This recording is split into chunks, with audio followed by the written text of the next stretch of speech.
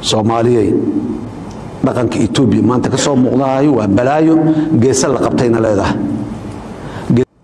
Soomaaliyeed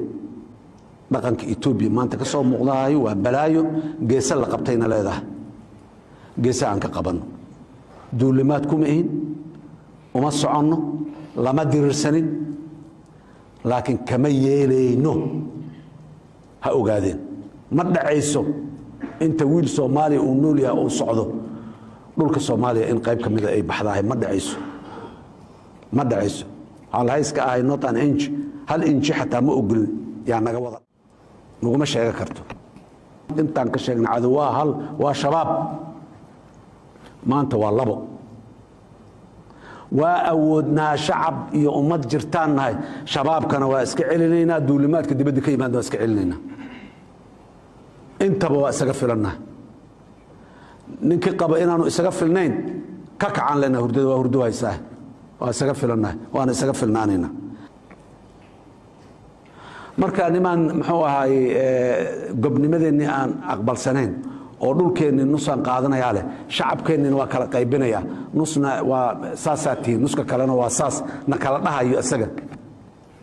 waa cadow iska dhicin iska celinowna mudan yahay waana iska celi jirnay weligeen ka fac waana la yaqaan maanta waa iska celi dadkii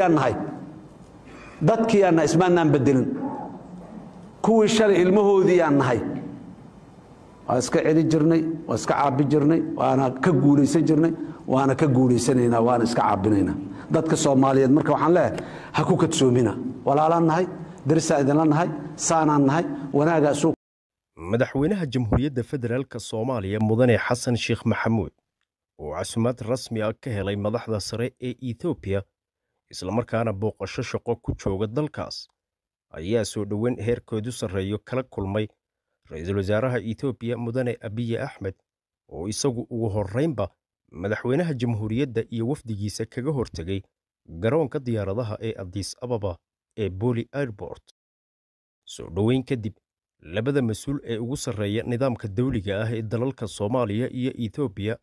mudane Xasan Sheekh Maxamuud iyo mudane Abiy Ahmed Cali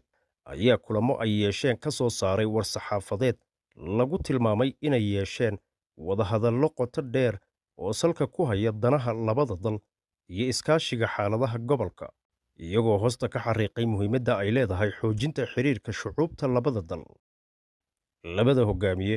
ayaa war saxaafadeedkooda ku cadeeyay in intii kulankoodu socday ay isku raaceen soo celinta iyo kor u qaadista xiriirka labada dal